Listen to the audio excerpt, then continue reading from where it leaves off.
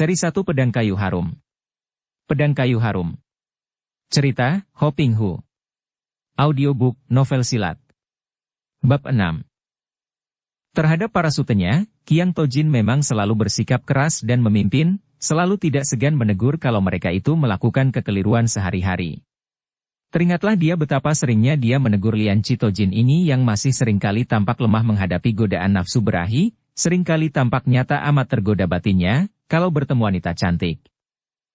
Yang terakhir, ketika Qiang Tojin menangkap Angkiam Toxian Li Becui Im dan menyuruh sute-sutenya membelenggu gadis cantik itu, dia melihat betapa Lian Qitojin cepat-cepat melakukan perintah ini dan pandang matanya yang tajam dapat melihat betapa sinar mata Lian Qitojin berkobar oleh nafsu. Betapa tangan sutenya itu ketika membelenggu sengaja meraba-raba tubuh gadis itu. Penyelewengan karena dorongan nafsu ini, biarpun tidak berarti dan kecil, juga tidak terlihat oleh siapapun, namun sudah cukup kuat bagi Qiang Tojin untuk pada keesokan harinya memanggil sutenya ini dan memarahinya dengan keras. Pada saat itu, Lian Qitojin hanya menunduk dengan muka sebentar pucat sebentar merah, akan tetapi ketika pandang mata mereka bertemu, sepasang mata sutenya itu memancarkan kebencian seperti yang sekarang terpancar kepadanya dalam bentuk tuduhan-tuduhan itu. Qiang Tojin menghela napas panjang dan berhasil memadamkan api kemarahannya setelah dia melihat latar belakangnya mengapa sutenya itu seperti membencinya. Tecu hanya melaksanakan tugas sebaiknya dan dalam urusan Siang Bok Kiam, Tecu mengambil keputusan setelah dipikirkan masak-masak. Tecu tidak sudi melakukan sesuatu di luar garis peraturan Kunlun Pai sendiri. Demikian Qiang Tojin berkata kepada gurunya dan ketika gurunya mengangguk-angguk, Qiang Tojin lalu menoleh ke arah Lian Qitojin. Ngosute, kiranya masih ingat bagaimana bunyi peraturan ketiga dari perguruan kita? Setiap murid Kunlun Pai dilarang mempelajari ilmu silat dari lain perguruan dan kalau hal ini dilanggar, berarti si murid telah murtad dan mengkhianati Kunlun Pai. Dengan adanya peraturan yang sudah jelas ini, bagaimana Ngosute dapat mengusulkan agar kita mengambil kitab-kitab pusaka peninggalan Xinjiu Qiam Ong?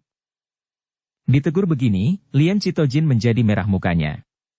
Diam-diam dia memaki di dalam hati atau kecerdikan Toa Suhengnya ini sehingga dari keadaan menuduh dia malah menjadi seorang tertuduh melanggar peraturan perguruan mereka.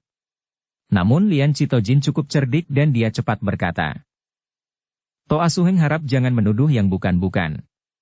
Tinto bukan sekali-kali mengusulkan untuk kita menyeleweng dan mempelajari isi kitab-kitab pusaka peninggalan Xinjiu Qiam Ong, hanya mengusulkan untuk menguasai kitab-kitab itu, adapun tentang mempelajarinya, tentu terserah kepada Suhu. Kalau Suhu yang mengizinkan kita mempelajarinya untuk menambah kepandaian dan dengan demikian nama besar Kunlun Pai akan makin meningkat, apakah itu dianggap melanggar peraturan? Melihat keadaan mulai panas, Tian Seng Qinjin cepat mengangkat tangannya dan berkata, suaranya berpengaruh. Cukuplah sudah semua perbantahan yang kosong ini. Tinto setuju akan tindakan yang diambil oleh Toa Suheng kalian. Memang tidak semestinya kalau Kunlun Pai menguasai kitab-kitab pusaka peninggalan Xinjiu Qiam Ong. Harus kalian ketahui kitab-kitab itu adalah milik perguruan-perguruan tinggi lainnya yang dahulu dicuri atau dirampas Xinjiu Qiam Ong. Kalau kita menguasainya dan mempelajarinya, tentu kita akan bermusuhan dengan pemilik-pemilik kitab. Pula, hendaknya kalian ingat bahwa kesaktian bukan tergantung kepada kitab atau pelajarannya, juga bukan tergantung pada senjatanya, melainkan kepada si manusianya sendiri. Kalau kalian tekun memperdalam semua ilmu asli dari Kunlun Pai, kurasa tidak akan kalah saktinya daripada pelajaran-pelajaran lain perguruan. Nah, Tinto perintahkan agar mulai detik ini semua pertentangan faham dilenyapkan dari hati masing-masing. 7 orang muridnya itu lalu berlutut dan dengan suara bulat menyatakan ketaatan mereka. Pada saat itu, 2 orang anak murid Kunlun Pai lari tergopoh-gopoh memasuki ruangan ketenangan dan serta-merta menjatuhkan diri berlutut menghadap Tian Seng Qinjin sambil berkata dengan muka pucat dan suara gemetar. Tecu berdua datang melaporkan bahwa saat ini puncak Kunlun terancam dijadikan kancah perang antara pasukan utara dan pasukan selatan. Kita sudah terkurung, dari utara muncul pasukan dari Peking sedangkan dari selatan muncul pasukan dari Nanking, mereka telah mengurung tempat kita. Hanya Tian Seng Qinjin dan Qiang Tojin saja yang menerima berita mengagetkan ini dengan sikap tenang. Guru dan murid kepala ini bertukar pandang, kemudian Tian Seng Qinjin mengangguk dan bangkit dari lantai, menyambar tongkatnya lalu berkata, kita harus menghadapi mereka selengkapnya. Perintahkan seluruh anak murid Kunlun Pai untuk mengatur barisan bersiap-siap. 7 orang murid itu lalu berpencar menunaikan tugas masing-masing. Kemudian kakek tua Kunlun Pai itu diikuti oleh 7 orang muridnya melangkah keluar dan menuju ke puncak. Anak murid Kunlun Pai telah berbaris rapi, dibagi 2 bagian, sebagian menghadap selatan sebagian menghadap ke utara. Adapun Tian Seng Cinjin sendiri dengan gerakan ringan lalu melompat ke arah sebuah batu yang tinggi di puncak itu, diikuti 7 orang muridnya. Mereka berdiri tegak di atas batu ini dan tampaklah oleh mereka 2 pasukan yang mengurung itu, satu di utara, satu lagi di selatan. Pasukan itu tidak besar, paling banyak 100 orang masing-masing pihak, akan tetapi lengkap bersenjata dan kalau dilihat besarnya pasukan, tidak mungkin mereka itu muncul untuk berperang. Hal ini melegakan hati Tian Seng Cinjin yang segera mengerahkan hikangnya dan berkata dengan lantangnya. Kami dari Kunlun Pai selamanya tidak pernah melibatkan diri dengan perang saudara. Hari ini pasukan-pasukan kedua pihak datang berkunjung ke Kunlun Pai, harap para Chiang Kun, perwira, kedua pasukan sudi menjelaskan apa yang menjadi maksud kedatangan Cui. Tiba-tiba dari pasukan sebelah utara itu tampak berlari maju seorang berpakaian perwira yang bertubuh kurus tinggi. Larinya cepat dan geraknya gesit sekali, sungguh pun pakaian perang itu kelihatan kaku, namun tidak menghalangi gerakannya yang cekatan sehingga para tokoh Kunlun Pai menjadi kagum dan maklum bahwa pasukan utara itu dipimpin oleh perwira yang lihai. Sebentar saja perwira itu telah tiba di bawah batu. Ia berdiri dengan tegak, memandang ke arah tokoh-tokoh Kunlun Pai yang berada di atas batu, kemudian dia memberi hormat dengan gagah, kedua tangan dirangkap di depan dada, agak membungkuk sehingga pedangnya yang panjang itu ikut bergerak di pinggangnya dan terdengar suaranya lantang namun mengandung sikap hormat dan ramah. Kami Hantek Tai yang memimpin pasukan pengawal melaksanakan tugas yang diperintahkan oleh junjungan kami, Raja Muda Yunglo dari utara yang perkasa, calon kaisar yang asli, untuk menghadap para pimpinan Kunlun Pai. Raja Muda kami menyampaikan rasa terima kasih bahwa Kunlun Pai selama ini tidak membantu kekuasaan Raja penyerobot mahkota di Nanking, karena hal itu membuktikan bahwa Kunlun Pai dapat mengerti akan kebenaran dan keadilan yang berada di pihak utara. Diam-diam Kiang Tojin tersenyum dan merasa kagum. Perwira dari utara ini benar-benar seorang yang tepat dijadikan seorang perwira, karena selain ilmu kepandaiannya tinggi yang dapat dilihat dari gerakannya tadi, juga jelas bahwa perwira ini memiliki kecerdikan dan kepandaian untuk menarik rakyat di pihaknya. Dia sudah banyak mendengar akan sifat-sifat ini menjadi inti kekuatan pihak utara, karena sifat itu membuat rakyat jelata merasa bersimpati terhadap perjuangan mereka sehingga berbondong-bondong rakyat membantu. Maaf, Han Chiang Kun, kata Kiang Tojin setelah dia mendapat isyarat dari gurunya untuk menjawab. Kiranya Raja Muda dari utara tidak seharusnya berterima kasih kepada kami, karena pendirian Kunlun Pai sama sekali bebas, tidak memihak manapun juga. Kami seluruh anggota Kunlun Pai hanya merasa prihatin menyaksikan perang saudara karena tidak lain yang menjadi korban adalah rakyat jelata. Karena inilah kami tidak mau memihak siapa-siapa. Hendaknya Han Chiang Kun maklum akan hal ini dan selanjutnya suka menjelaskan apa kehendak selanjutnya dengan kunjungan ini. Perwira utara itu tersenyum sabar dan berkata, ucapan Totiang benar-benar membuktikan bahwa para Tosu merupakan manusia-manusia dewa yang tidak sudi mencampuri urusan dunia lagi. Sungguh menimbulkan rasa kagum. Kami diutus oleh junjungan kami untuk mengharapkan budi kebaikan Kunlun Pai, sukalah menyerahkan kitab Taiyang Tin Keng. Yang tentu tidak akan ada manfaatnya bagi Kunlun Pai kepada kami. Kitab Taiyang Tin Keng? Kitab apakah itu? Kami tidak tahu dan baru mendengar namanya sekarang, kata Kiang Tojin tanpa ragu-ragu. Perwira itu masih bersikap sabar. Kitab itu, sesuai dengan namanya adalah Kitab Barisan Matahari, yang ciptaan Raja Besar Jenghis Han dan merupakan kitab pelajaran mengatur barisan yang diambil dari pengalaman-pengalaman barisan Mongol ketika menyerbu ke Tionggoan, pedalaman. Junjungan kami mohon pinjam kitab itu dari Kunlun Pai. Tapi, kami tidak mempunyai kitab seperti itu, jawab Kiang Tojin. Perwira itu mengangguk-angguk. Mungkin bukan milik Kunlun Pai, akan tetapi setelah pusaka peninggalan Sinjiu Kiamong kabarnya jatuh ke tangan Kunlun Pai, tentu kini kitab itu berada di tangan Totiang sekalian. Kitab ini dahulu dicuri oleh Sinjiu Kiamong dari gedung perpustakaan Kaisar. Sebelum Kiang Tojin dapat menjawab, terdengar teriakan keras dan tampaklah bayangan orang berlari cepat sekali dari selatan. Orang ini pun berpakaian sebagai perwira, tubuhnya tinggi besar akan tetapi larinya cepat dan tubuhnya kelihatan ringan sekali, membuktikan bahwa perwira selatan ini pun memiliki kepandaian yang tak boleh dipandang ringan. Begitu tiba sebelah selatan batu tinggi, perwira ini mengerak-gerakan kedua tangannya dan berkata, suaranya seperti geledek. Harap para Tosu Kunlunpai jangan sampai kena terbujuk oleh mulut para pemberontak hina. Kami percaya bahwa Kunlunpai tidak berjiwa pemberontak. Kitab Taiyang Tinkeng adalah milik kaisar kami, maka sudah semestinya dikembalikan kepada kami. Manusia sombong. Kami bukan pemberontak, melainkan pejuang yang memperjuangkan kebenaran dan keadilan, pembela kepentingan rakyat.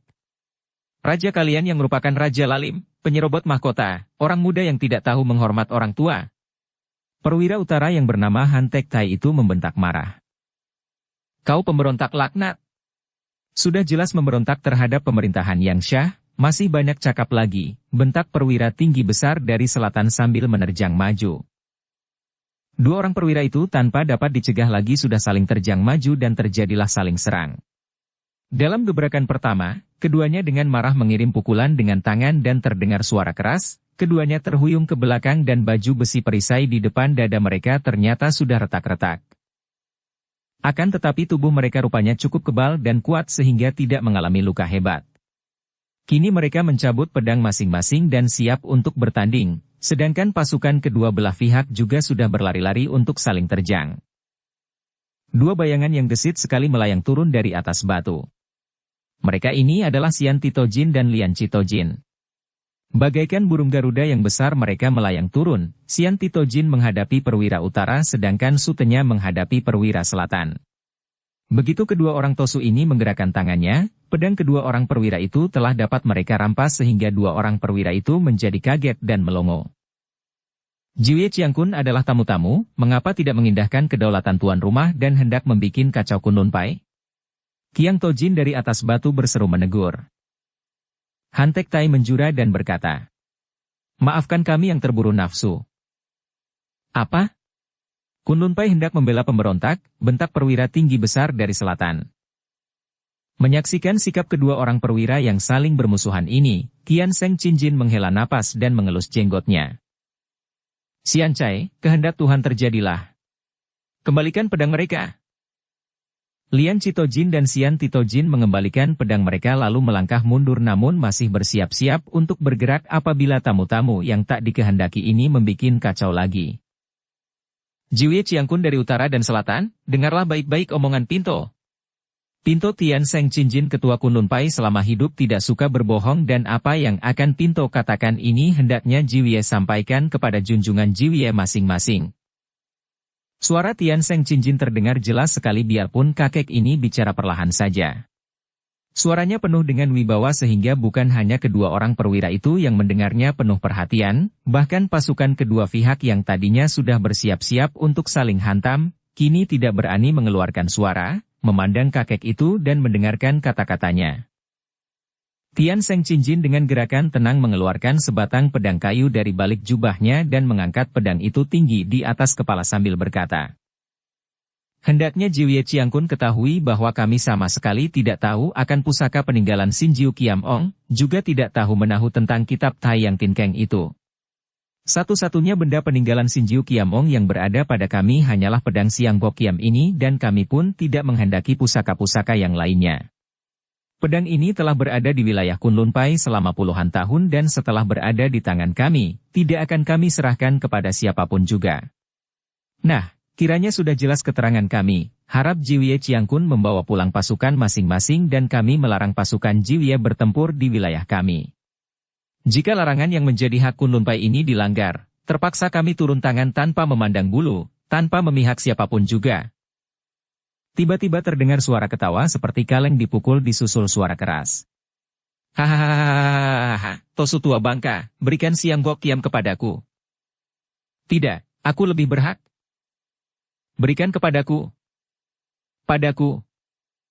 Semua Tosu Kunlunpai terkejut dan kiranya berturut-turut di situ telah muncul banyak orang-orang Kang Ou yang menggunakan kesempatan selagi semua Tosu Kunlunpai bersiap menghadapi dua pasukan yang bermusuhan itu, menyelinap masuk dan tiba di tempat. Melihat tokoh-tokoh Xiao Limpai, Hua Sanpai, Kong Tongpai dan orang-orang Kang Ou yang sejak dahulu mengejar-ngejar Xin Jiu Kiamong, para tokoh Kunlun Pai ini tidak mengambil pusing, akan tetapi melihat orang yang tadi mengeluarkan suara ketawa dan dua orang lain di dekatnya, Tian Seng Qinjin sendiri menjadi terkejut dan maklum bahwa sekali ini Kunlun Pai benar-benar menghadapi saat gawat. Orang yang tertawa tadi keluar dari mulut seorang kakek tinggi besar yang tubuhnya berkulit hitam seperti arang, matanya lebar, putih dan telinganya seperti gajah. Tubuh hitam itu berbulu dan di pinggangnya tergantung rantai baja terhias dua buah tengkorak manusia. Ketua Kunlun Pai mengenal orang ini yang bukan lain adalah Pak San Kuiong Datuk dari utara. Dan tak jauh dari situ, berdiri sambil tersenyum-senyum tampak Pak Jiu Xianong kakek tua renta yang bertubuh kecil Kate, berkepala besar dengan muka sempit, mengebut-ngebut lehernya dengan sebuah kebutan hutim dengan sikap tenang sabar seolah-olah dia benar-benar seorang dewa. Agak di belakang kelihatan nenek yang menyeramkan, menyeringai sehingga gigi yang besar-besar itu menonjol keluar, mukanya merah darah, rambut riap-riapan dan pakaiannya serba hitam. Nenek yang menjadi datuk di timur, yang namanya tidak kalah terkenalnya dari Pak Jiu Xianong Datuk Barat atau Pak San Kuiong Datuk Utara, yaitu Angbin Kuibo. Tian Seng Qinjin yang biasanya tenang itu kini harus menarik napas panjang untuk menekan guncangan hatinya, sedangkan para muridnya, kecuali Kiang Tojin yang juga masih tenang seperti gurunya, semua menjadi pucat wajahnya. 3 orang datuk hitam telah hadir di situ, berarti bahwa urusan ini bukan main-main lagi. Tidak hanya para Tosu Kunlun Pai yang menjadi gelisah, bahkan pasukan-pasukan dari utara dan selatan tercengang menyaksikan munculnya banyak orang-orang aneh ini, sedangkan 2 orang perwira yang memimpin pasukan masing-masing tidak berani bergerak. Mereka maklum bahwa sekali ini mereka bertemu dengan tokoh-tokoh Kang Ou yang biasanya aneh-aneh wataknya dan kejam-kejam sekali perbuatannya, maka mereka menjadi berhati-hati dan tidak ada yang berani bergerak. Pak San Kuiong, kata Tian Seng Qinjin dengan suara sabar. Kiranya engkau ikut pula mengunjungi Kunlun Pai. Ucapanmu tadi kurang jelas bagi Pinto, harap kau ulangi lagi. Apakah benar kedatanganmu ini untuk meminta pedang Siang Bok Kiam ini? Ia mengangkat lagi pedang kayu itu tinggi-tinggi di atas kepalanya. Kiang Tojin melihat dengan hati geli betapa semua mata ditujukan ke arah pedang kayu itu, mengingatkan dia akan mata segerombolan anjing kelaparan melihat sepotong tulang. Hahaha, benar sekali. Kalau bukan untuk pedang itu, apa kau kira aku datang karena kangen kepadamu? Hahaha, jawab Pak San Kuiong. Baik sekali. Kalau begitu akan kutanya pula yang lain. Angbin Kuibo, engkau juga muncul, jauh-jauh datang dari timur. Apakah kehendakmu mengunjungi Pinto dan perkumpulan Pinto? Tosu Bao. Siapa sudi mengunjungimu? Aku datang untuk mengambil Siang Bok Kiam dari tanganmu. Angbin Kuibo menjawab sambil memandang dengan mulut mengilar ke arah pedang kayu di tangan ketua Kunlun Pai itu. Kalau begitu sama kehendakmu dengan Pak San Kuiong. Bagaimana dengan engkau Pak Jiu Xianong? Apakah engkau pun menginginkan pedang kayu yang tak berharga ini? Kalau tidak berharga masa diperebutkan, Totiang, jawab kakek ini dengan suara yang halus dan ramah. Akan tetapi kehalusan ini malah mendatangkan sesuatu yang menyeramkan. Kalau tidak berharga, engkau pun jangan terlalu pelit, lebih baik diberikan saja kepadaku. Bagaimana dengan para Ngiong yang hadir di sini? Apakah kedatangan Cui ini pun untuk memiliki Siang Bok Kiam? Benar, serahkan kepadaku. Padaku saja. Padaku. Ribut sekali suara mereka itu sehingga sambil tersenyum pahit Tian Seng Qinjin mengangkat tangan kirinya, memberi isyarat agar mereka tidak berteriak-teriak. Keadaan mereka itu bagi kakek ketua Kunlun Pai ini seperti anak-anak kecil yang patut dikasihani. Ia lalu berkata dengan penuh kesabaran. Kasihan sekali Xin Jiu Kiamong. Sesudah mati, barangnya masih dipakai perebutan. Cui sekalian. Benda ini hanya sebuah, yang menginginkan begitu banyak, bagaimana baiknya? Kalau dibiarkan, tentu kita semua akan menggunakan kekerasan saling gempur sehingga akan banyak roboh korban yang tidak ada gunanya. Pinto tidak menghendaki permusuhan, tidak menghendaki darah tertumpah di tanah pegunungan Kunlun San yang suci. Karena itu, biarlah Pinto menguji, siapa yang paling kuat maka dia yang akan memiliki Siang Bok Kiam. Tidak boleh menggunakan kekerasan, dan siapapun juga yang berani menggunakan kekerasan, akan dikeroyok oleh semua yang hadir di sini. Bagaimana? Biarpun tokoh-tokoh besar yang menjadi datuk kaum sesat seperti 3 orang butek Sam Kui, 3 iblis tak terlawan, ini pun menjadi gentar. Mereka itu maklum bahwa kalau seorang di antara mereka menggunakan kekerasan lalu dikeroyok oleh semua yang hadir, biarpun mereka itu ditambah 3 kepala dan 6 tangan pun takkan menang. Apalagi kakek ketua Kunlun Pai itu bersama tokoh-tokoh Kunlun Pai yang hadir, merupakan lawan-lawan yang takkan mudah dikalahkan. Karena itulah, 3 orang datuk ini mengangguk-ngangguk dan semua menyatakan setuju sambil berteriak-teriak. Akur, akur. Syukur kalau Cui sekalian setuju. Nah, sekarang pedang Siang Hokiam berada di tanganku. Jika di antara Cui ada yang mampu mengambilnya dari tanganku, tidak menggunakan penyerangan kasar, hanya menggunakan tenaga untuk merampasnya, berarti pedang ini berjodoh dengannya. Setelah berkata demikian, tubuh kakek ini melayang turun dari atas batu besar itu, diikuti 5 orang muridnya yang lain karena 2 orang muridnya sudah turun. Kini kakek ini berdiri di tempat yang luas, dan 7 orang muridnya, dikepalai oleh Qiang Tojin, siap melindungi guru mereka berdiri di belakang guru ini membentuk setengah lingkaran.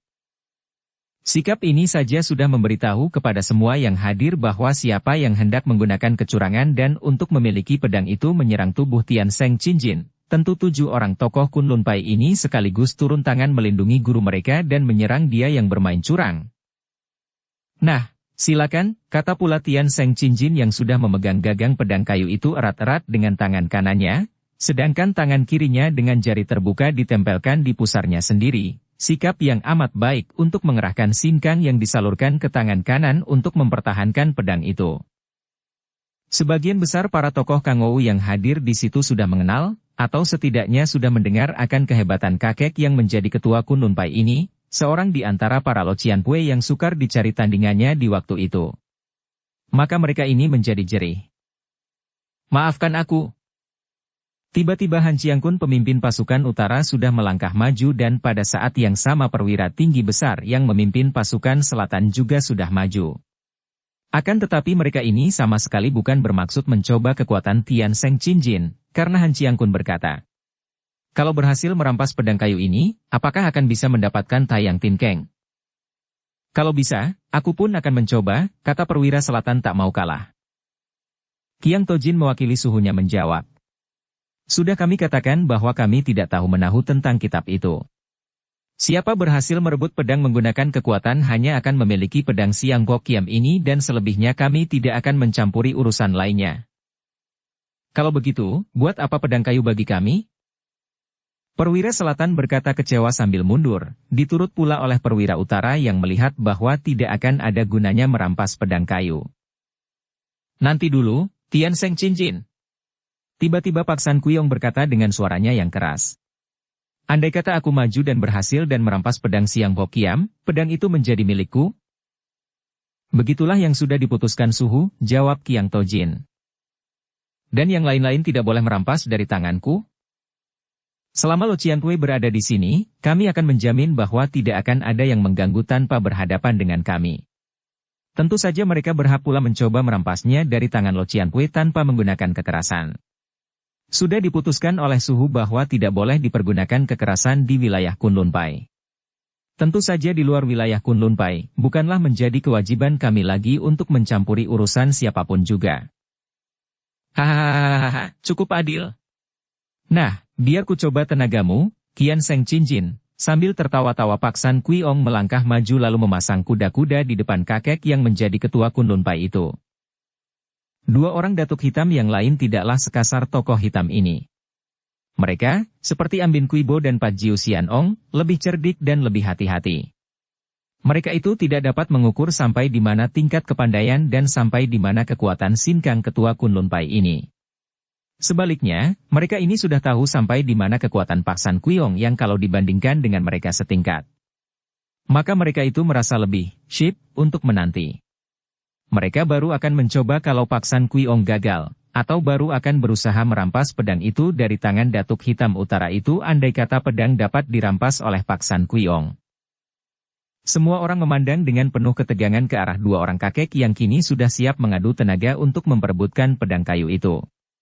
Sejenak mereka hanya berdiri saling tatap dengan pandang mata penuh mengeluarkan getaran karena penuh dengan tenaga sinkang. Kemudian, perlahan-lahan Pak San Kuiong mengangkat tangan kanan dan menggenggam tubuh pedang kayu yang gagangnya dipegang oleh Tian Seng Cinjin, sedangkan tangan kirinya ditumpangkan ke atas sebuah di antar dua tengkorak yang tergantung di pinggangnya. Dua orang kakek itu kelihatannya hanya diam saja seperti arca, akan tetapi sesungguhnya mereka itu mulai mengerahkan tenaga sinkang yang disalurkan melalui lengan kanan terus ke pedang kayu, saling dorong, dan saling membetot pedang. Dua tenaga sinkang raksasa yang tak tampak saling bertemu dengan hebatnya, kedua lengan tergetar dan pedang kayu itu tergetar lebih hebat lagi, sampai bergoyang-goyang mengeluarkan suara berkeretekan, kemudian, prak, pedang itu hancur menjadi berkeping-keping. Terdengar seruan-seruan kaget dari semua yang menonton pertandingan itu, bahkan muka Tian Seng Cinjin sendiri menjadi pucat. Pak San Kuiong yang biasanya tertawa-tawa itu kini terbelalak memandangi bagian pedang yang atas, yang telah pecah-pecah telah menjadi kepingan kayu-kayu tak berguna di tangannya. Qiang Tojin, Ang Bin Kuibo dan Pat Jiu Xianong masing-masing telah melangkah maju dan mengambil kepingan kayu yang berhamburan di atas tanah, lalu mereka meneliti kepingan-kepingan kayu itu, menciumnya. Ah! Kayu biasa. Sama sekali bukan kayu mujizat. Tidak harum bagian dalamnya. Bukan Siang Bok Kiam. Seruan Qiang Tojin yang terakhir inilah yang membuat semua orang tercengang dan saling pandang. Tian Seng Cinjin sendiri melongo, memandang gagang pedang di tangannya dan baru ternyata olehnya bahwa gagang pedang itu kasar buatannya. Bukan. Siang Ho Kiam, tanyanya gagap. Qiang Tojin berlutut di depan suhunya. Benar, suhu. Tiku telah kena diakali Chia Keng Hong. Pedang itu tadi sama sekali bukan Siang Bi Hok Kiam. Bagaimana kau bisa begitu yakin bahwa pedang itu bukan Siang Bok Kiam? Tanya Tian Seng Cinjin dan mukanya menjadi merah karena malu. Masa dia seorang tokoh besar, ketua Kunlun Pai, sampai dapat diakali oleh seorang bocah yang masih ingusan seperti murid Sinjiu Kiam Ong itu? Yang lain-lain, termasuk ketiga orang butek Semkui para datuk golongan hitam itu mendengarkan penuh perhatian. Tecu yakin. Pedang ini terbuat dari kayu pohon yang tumbuh di sini, yang memang agak wangi baunya. Pedang ini tidak mungkin Siang Bok Kiam karena menurut kabar, pedang Siang Bok Kiam terbuat daripada kayu yang kerasnya melebihi baja, sedangkan pedang ini terbuat dari kayu biasa. Sekarang mengertilah Tecu mengapa bocah itu memberikan pedang ini kepada kita secara demikian mudah. Bocah setan. Tiba-tiba Lian Chitojin memaki. Sudah kuketahui dia bukan manusia baik-baik. Ilmunya menyedot sinkang saja sudah menunjukkan bahwa dia seorang calon iblis. Dan Toa Suhen begitu percaya kepadanya. Sungguh memalukan sekali. Lian Chi, diam kau, bentak Tian Seng Cinjin dengan suara nyaring karena malu dan marah. Di depan orang-orang luar yang begitu banyak, dia tidak senang sekali mendengar muridnya itu menyalahkan saudara sendiri. Tiba-tiba Pak San Kuiong tertawa bergelak. Hahaha. Alangkah lucunya. Para tosu hidung kerbau di Kunlun Pai sampai kena dikentuti oleh murid Sinjiu Kiam Ong bocah yang masih ingusan. Betapa lucunya hal ini akan menjadi buah percakapan menggembirakan di dunia Kang Ou. Dan tahukah kalian bahwa bocah yang sudah menipu kalian itu kini bersenang-senang main gila dengan dua orang gadis cantik murid Lam Hai sini. Hahaha, benar-benar bocah itu melebihi gurunya dalam segala hal. Kita semua telah tertipu, akan tetapi yang benar-benar makan kotoran yang dilempar anak itu adalah para tosu Kunlun Pai. Wajah Tian Seng Cinjin sebentar merah sebentar pucat. Pukulan batin ini amat hebat dan selamanya baru sekali ini Kunlun Pai mengalami hal yang benar-benar amat memalukan. Ia pun merasa tak senang kepada Qiang Tojin karena sesungguhnya penipuan ini terjadi karena rasa sayang Qiang Tojin kepada Keng Hong. Andai kata tidak begitu mendalam kasih sayang muridnya itu terhadap Keng Hong, tentu tidak begitu mudah ditipu karena sudah ada kecurigaan. Karena marah, ketua Kunlun Pai ini lalu berkata kepada Sian Ti Tojin dan Lian Chi Tojin, justru dipilihnya dua orang di antara muridnya yang tadi menentang Qiang Tojin. Sian Ti dan Lian Chi. Sekarang juga Pinto perintahkan kalian berdua pergi mencari dan menangkap Chia Keng Hong, membawa dia ke sini. Baik, suhu, jawab dua orang tosu itu yang segera meninggalkan tempat itu dengan langkah lebar. Qiang Tojin hanya memandang dengan hati prihatin karena dia sendiri pun tidak mengerti mengapa Keng Hong sampai berani melakukan penipuan seperti itu. Kalau begitu pedang Siang Hokiam tentu masih dipegang anak itu, dan entah disembunyikan di mana karena kalau pedang itu dibawa-bawa, dia merasa yakin bahwa pedang itu tentu telah dirampas tokoh Kang Ou yang sakti. Akan tetapi seperti telah dilakukan para tokoh Kang Ou yang semua menyerbu ke Kunlun Pai, hal ini menandakan bahwa mereka tidak berhasil mendapatkan Siang Hokiam dari Kang Hong. Kiang Tojin mengerti bahwa suhunya marah dan kecewa kepadanya, maka dia diam saja. Maklum bahwa sekali ini dia memang salah, meleset perhitungannya menilai diri Kang Hong. Karena kesal hatinya, Kiang Tojin lalu berkata lantang kepada para tamu yang tak dikehendaki itu. Cui sekalian membuktikan dengan mata sendiri betapa kami pihak Kunlun Pai sendiri telah tertipu, bahwa di sini sekarang sudah tidak ada apa-apa lagi yang menyangkut warisan Sinjiu Kiamong. Harap Cui meninggalkan tempat ini karena di antara kita sudah tidak ada urusan apa-apa lagi. Sambil tertawa-tawa, Butek Semkui berkelebat pergi, diikuti pula para tokoh Kang Ou yang pergi mengambil jalan masing-masing. Namun dapat dimengerti bahwa isi hati mereka tak banyak berbeda, yaitu selain kecewa, juga masing-masing tentu mengambil ketetapan hati untuk mencari Chia Kang Hong. Satu-satunya orang yang menjadi kunci rahasia dan dapat membawa mereka kembali menuju ke simpanan pusaka warisan Sinjiu Kiamong. Juga kedua pasukan dari utara dan selatan itu cepat pergi kembali ke asal masing-masing tanpa bertanding. Hal ini memang lucu karena dalam keadaan biasa, dua pasukan yang bermusuhan itu tentu akan berperang mati-matian. Agaknya karena mereka bertemu dengan tokoh-tokoh yang sakti itu, hati mereka menjadi kuncup, takut kalau orang-orang sakti itu menjadi marah dan membantu salah satu pihak apabila mereka mengadakan perang di tempat itu. Seperti telah diceritakan di bagian depan perang saudara yang terjadi antara utara dan selatan itu adalah akibat perebutan mahkota setelah Kaisar Taichu meninggal dunia pada tahun 1398. Ketika itu, putra sulung Kaisar Taichu telah lebih dahulu meninggal dunia dan oleh karena itu, maka sebelum dia meninggal, Kaisar Taichu telah mewariskan tahta kerajaan kepada cucunya, anak dari putra sulung itu, yang bernama Huiti. Di bawah perlindungan dan dukungan para pembesar yang mempergunakan kesempatan untuk mengangkat diri sendiri mencapai kedudukan tinggi dan berkecimpung dalam kemuliaan duniawi, setahun kemudian setelah Kaisar Taichu meninggal, Huiti naik tahta dan menjadi Kaisar Kerajaan Beng. Peristiwa inilah yang mengakibatkan perang saudara karena Raja Muda Yunglo, putra yang lain dari Kaisar Taichu dan yang pada waktu itu bertugas mempertahankan wilayah Bengtiao di bagian utara melawan penyerbuan bangsa Mongol, menjadi marah dan tidak menerima pengangkatan kaisar baru itu.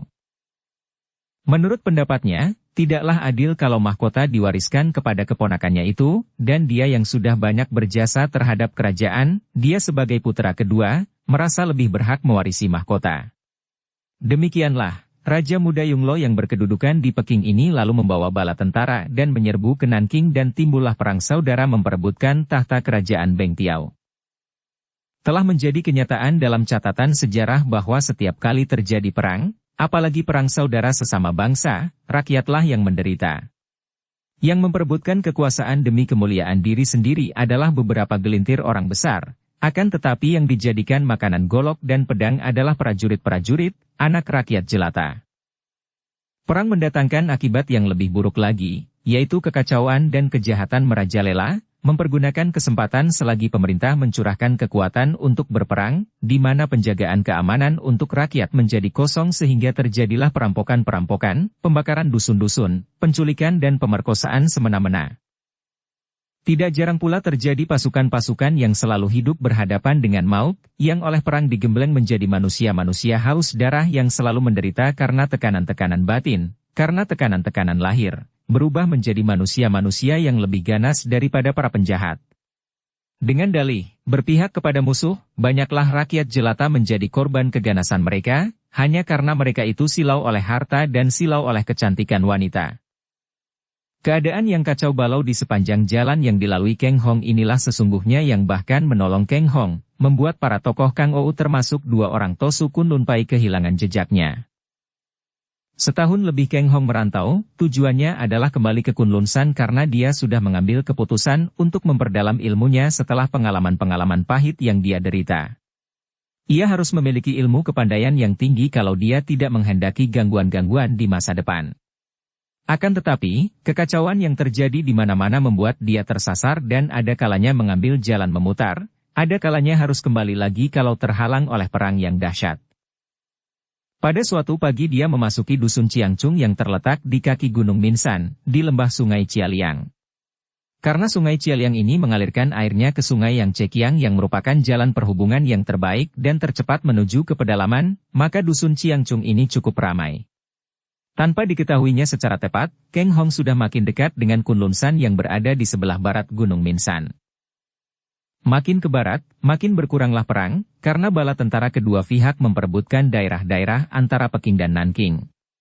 Biarpun demikian, wilayah barat ini tak dapat dikatakan tentram sama sekali dan akibat perang saudara melanda juga daerah yang jauh dari pusat tempat perang itu sendiri. Di sini timbul kekacauan-kekacauan dan para penjahat merajalela, berpesta pora seolah-olah gerombolan tikus yang berada di rumah kosong, ditinggal pergi oleh kucing-kucing yang mereka takuti. Ketika Keng Hong memasuki dusun Ciangcong di pagi hari itu, segera dia melihat akibat kekacauan yang melanda di mana-mana. Sepagi itu telah ada orang berkelahi. Seperti biasa, dan Keng Hong akhir-akhir ini seringkali melihat orang bertempur, dia hendak mengambil jalan lain agar tidak terlibat dalam perkelahian itu. Terlalu banyak orang berkelahi bunuh-membunuh yang dijumpainya di mana-mana sehingga dia menjadi muak dan bosan. Tidak mungkin dia mencampuri urusan orang-orang lain itu yang semua diakibatkan oleh perang sehingga masing-masing membela pihak pilihannya sendiri. Sekali ini pun dia tidak peduli dan tentu Keng Hong sudah meninggalkan dusun itu untuk melanjutkan perjalanannya kalau saja dia tidak mendengar bentakan-bentakan nyaring suara wanita. Yang berkelahi itu ternyata adalah seorang wanita yang dikeroyok banyak laki-laki. Hal ini menarik perhatian Keng Hong dan menggerakkan hatinya untuk menghampiri tempat pertempuran. Betapapun juga, kalau melihat seorang wanita dikeroyok belasan orang laki-laki seperti itu, tak mungkin dia tinggal diam saja. Gurunya pasti akan memakinya kalau dapat melihat dia mendiamkan saja seorang wanita dikeroyok belasan orang laki-laki. Setelah dekat dengan tempat pertempuran itu, dia melihat 12 orang laki-laki mengeroyok seorang gadis berpakaian biru muda. Hatinya menjadi kagum sekali. Bukan hanya kagum akan kegesitan dan keindahan gadis itu bermain pedang melayani pengeroyokan belasan orang lawan yang kasar-kasar, kuat dan bersenjata golok itu, melainkan terutama sekali melihat wajah yang cantik jelita, mata yang bersinar-sinar seperti mata burung hong, mukanya yang putih kemerahan, tubuh yang padat ramping, pendeknya, seorang gadis yang amat cantik. Yang membuat Keng Hong terheran-heran dan penasaran adalah ketika dia melihat bahwa di situ tidak ada orang yang berani mendekat, apalagi melerai perkelahian, bahkan rumah-rumah dan warung-warung terdekat sudah menutup pintu dengan tergesa-gesa. Tampak olehnya ada 4 orang laki-laki tinggi besar yang sudah roboh berlumuran darah. Juga seorang pemuda remaja terduduk di atas tanah memegang pundaknya yang terluka terkena bacokan. Ilmu pedang gadis itu lihai, akan tapi menghadapi pengeroyokan 12 orang laki-laki kasar itu, si gadis menjadi repot juga. Apalagi karena para pengeroyoknya mengeluarkan kata-kata yang kasar dan kotor, dengan ancaman-ancaman yang menjijikkan, membuat gadis itu makin merah mukanya dan makin kacau gerakan pedangnya. Hei, kawan, jangan sampai dia terluka. Jangan membikin cacat wajahnya yang cantik halus. Biarkan dia kehabisan tenaga, tentu akan menyerah sendiri. Hahaha. Wah, kalau tenaganya habis, bagaimana bisa melayani kita? Jangan khawatir, gadis Kangou ini simpanan tenaganya kuat. Hehehe. Robek-robek dan tanggalkan semua pakaiannya, berikan padaku lebih dulu. Aku dulu. Aku dulu. Kawan-kawan. Mengapa ribut-ribut? Biar dia kita tangkap dulu, baru kita mengadakan undian siapa yang akan menikmatinya lebih dulu. Muka Keng Hong menjadi merah sekali. Dia hendak turun tangan membantu, akan tetapi dia masih belum tahu apa urusannya, dan apa yang menyebabkan mereka berkelahi. Kalau dia langsung membantu gadis itu, apakah itu adil namanya? Siapa tahu, gadis ini yang berada di pihak salah. Maka dia menanti dan memandang penuh perhatian. Gadis baju biru itu sudah mulai lelah. Gerakannya lambat dan ketika 3 buah golok secara berbareng menangkis pedangnya dengan pengerahan tenaga kasar, gadis itu menjerit, pedangnya terlempar dan tubuhnya terhuyung ke belakang. Banyak tangan menyambarnya dan bret. Sebagian bajunya terobek berikut baju dalamnya sehingga tampaklah leher, pundak dan sebagian dada kiri yang berkulit putih halus seperti susu. Keng Hong tak dapat lagi menahan kemarahannya. Ia meloncat maju dan membentak. Orang-orang Kuang ajar. Mundur. Sekali tangkap dia telah mencengkeram dua orang laki-laki di bagian tengkuknya dan bagaikan melempar rumput kering saja. Dia melontarkan dua orang itu ke belakang sehingga mereka terpental dan terlempar sejauh 4 meter, terbanting dan bergulingan. Dia tidak berhenti sampai di situ, kaki tangannya bergerak dan kembali 4 orang laki-laki terlempar jauh dan jatuh bangun. 4 orang yang lain cepat membalikkan diri dan golok-golok di tangan mereka menyambar. Akan tetapi, mereka itu hanyalah orang-orang kasar yang mengandalkan keberanian, tenaga kasar dan golok. Begitu Kang Hong menggerakkan tangannya, angin dorongan tangan itu membuat ke-6 orang pengeroyok terhuyung mundur.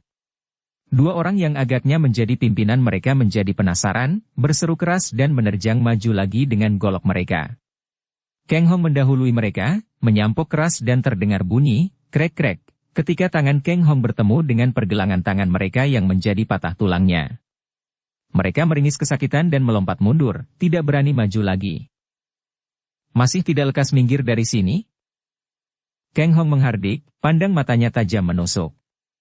12 orang itu tidak berani untuk mencoba-coba lagi, mereka lalu pergi membawa teman-teman yang terluka. Ternyata jumlah mereka semua ada 16 orang, yang 4 telah dirobohkan gadis cantik itu. Setelah mereka semua kabur, Kang Hong menoleh dan melihat gadis itu tengah menolong pemuda remaja yang terluka pundaknya.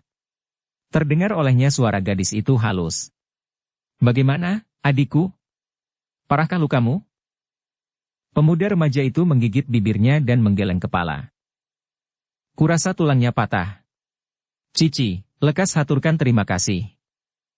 Gadis baju biru itu agaknya seperti baru teringat. Cepat ia membalikkan tubuhnya menghadapi Kang Hong yang berdiri memandang mereka, kemudian ia menjatuhkan diri berlutut sambil berkata. Saya Sim Chiangbi dan adik saya Sim Lai Sek menghaturkan terima kasih atas pertolongan Tai Hiap, pendekar besar, yang telah menyelamatkan nyawa kami. 2 macam perasaan memenuhi hati Kang Hong mendengar ucapan itu.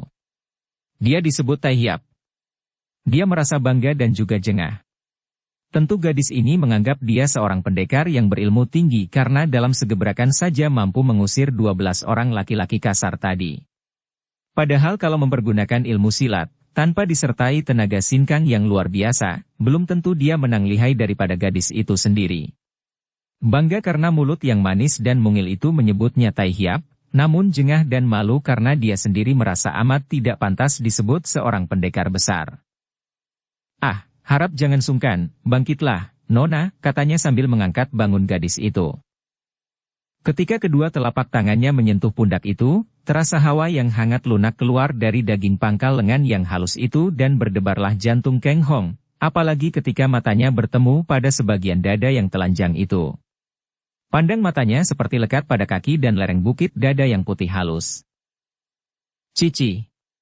Bajumu. Pemuda remaja itu memperingatkan cicinya yang saat itu sedang memandang wajah Kang Hong.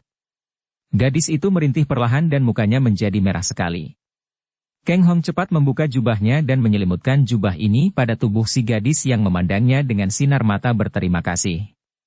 Hal ini membebaskannya dari rasa malu, apalagi kalau diingat bahwa kini banyak orang mendatangi tempat itu. Mereka ini adalah penduduk dusun yang baru berani keluar setelah perkelahian itu berakhir. Ah, masih untung Samwi dapat lolos dari pengeroyokan mereka. Harap Samwi segera pergi meninggalkan dusun ini, karena kalau tidak, mereka pasti datang lagi dan menyusahkan Samwi, tuan bertiga. Yang berkata demikian adalah seorang kakek, mukanya membayangkan kegelisahan. Kang Hong mengerutkan alisnya. Dia sudah membantu dan dia tidak boleh kepalang tanggung membantu nona ini. Lopek, kami tidak takut menghadapi ancaman mereka. Biarkan mereka datang, akan kami hajar mereka semua. Saat ini kami perlu untuk merawat adik yang terluka ini.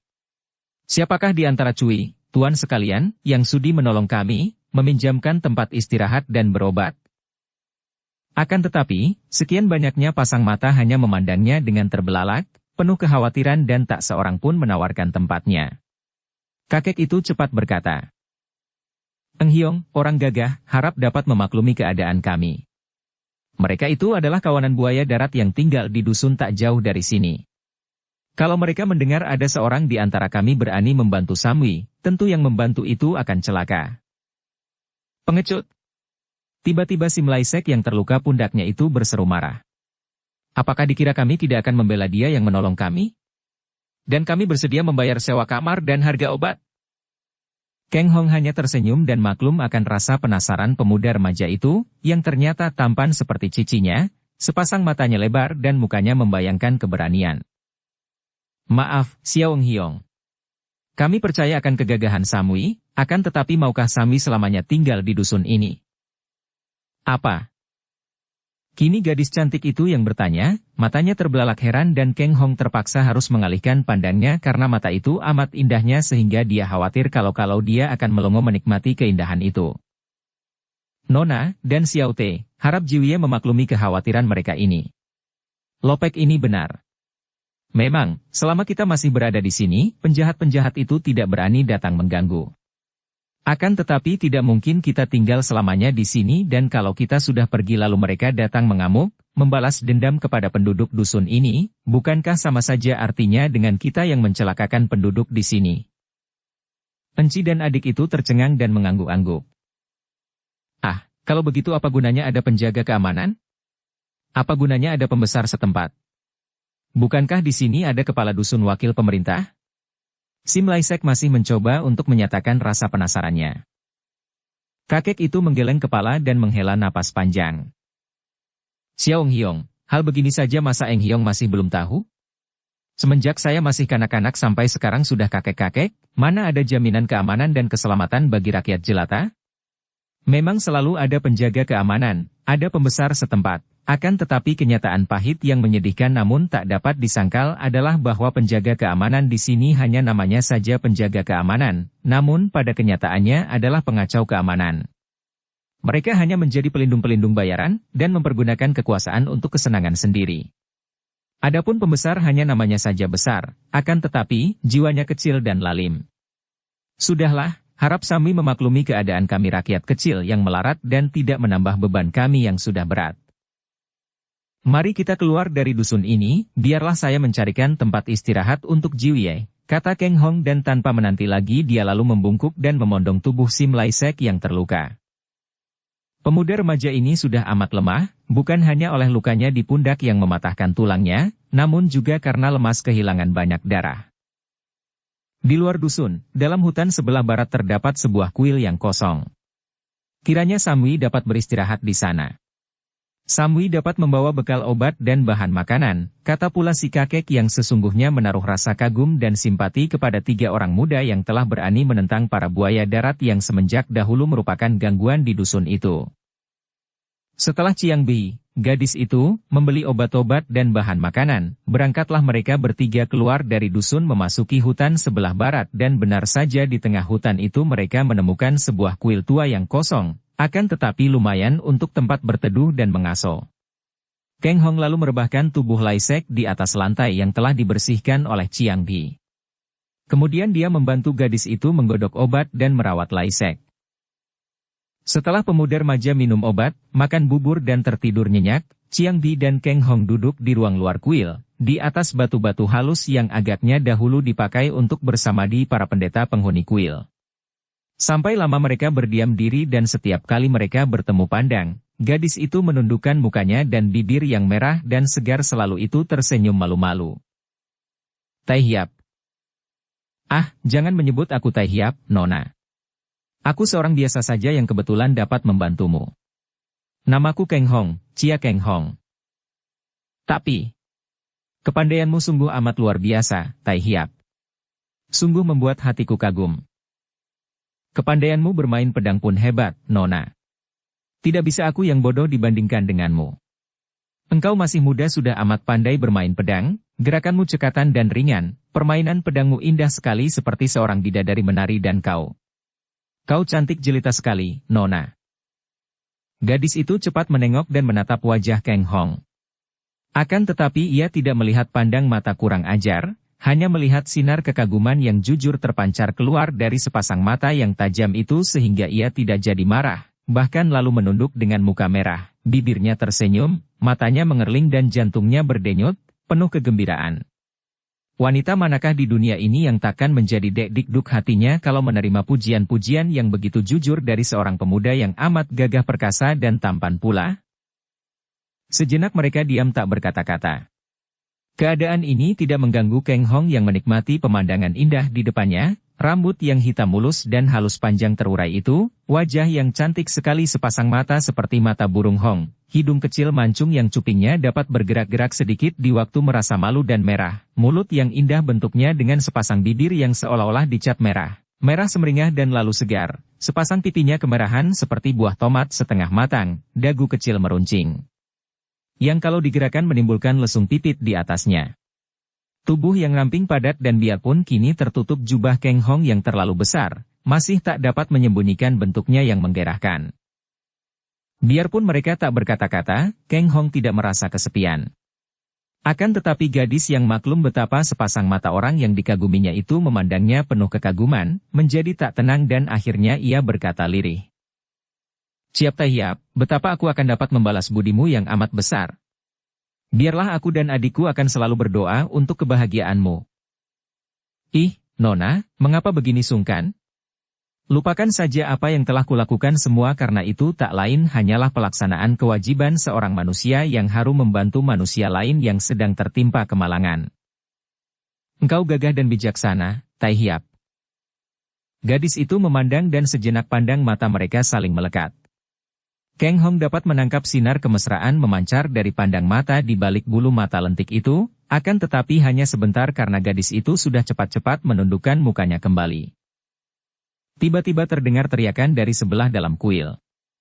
Keduanya cepat melesat ke dalam kuil seperti berlomba, dan berbareng mereka memasuki ruangan di mana tadi Laisek rebah dan tidur. Kini pemuda remaja itu sudah bangun, akan tetapi masih rebah dan kelihatan gelisah sekali, mulutnya mengeluarkan teriakan-teriakan marah seperti orang sedang berkelahi, kaki tangannya bergerak-gerak tapi matanya meram. Keng Hong menarik napas lega. Kiranya pemuda itu hanya mengigau saja. Dia diserang demam. Seru Chiang Bi khawatir ketika meraba leher adiknya itu. Keng Hong meraba dahi pemuda itu dan ternyata pemuda itu diserang demam panas. Biar ku cari obat di dusun itu untuk melawan demamnya, kata Keng Hong dan tanpa menanti jawaban dia sudah berkelebat lari menuju ke dusun itu. Pemilik toko obat dengan senang hati memberikan obat penolak demam yang disebabkan luka, dan pemuda ini cepat kembali lagi ke dalam hutan. Dapat dibayangkan betapa marah hatinya ketika melihat bahwa di depan kuil itu telah penuh dengan orang-orang yang dia kenal adalah orang-orang yang tadi mengeroyok Enci dan adik itu. Jumlah mereka kini tidak kurang dari 30 orang dan paling depan berdiri seorang laki-laki tinggi besar bermuka merah yang membawa golok besar.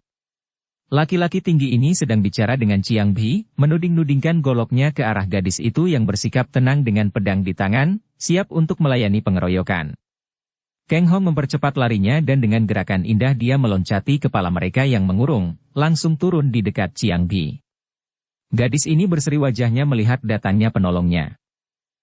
Keng Hong tidak mempedulikan si tinggi besar, bahkan memberikan bungkusan obat kepada gadis itu sambil berkata, Nona, kau serahkan tikus-tikus ini kepadaku. Lekas masak obat ini dan minumkan kepada adikmu. Gadis itu meragu, menyapu para penjahat itu dengan matanya. Agaknya ia merasa berat meninggalkan pemuda penolongnya itu seorang diri saja menghadapi sekian banyaknya penjahat, apalagi yang kini dipimpin oleh kepala mereka yang kelihatannya kuat dan lihai. Akan tetapi, jangan membantah, lebih baik lekas tolong adikmu. Aku sanggup melayani mereka. Tai Hiap, pakailah pedangku. Terima kasih. Tidak usah. Menghadapi segala macam tikus busuk, perlu apa menggunakan pedang?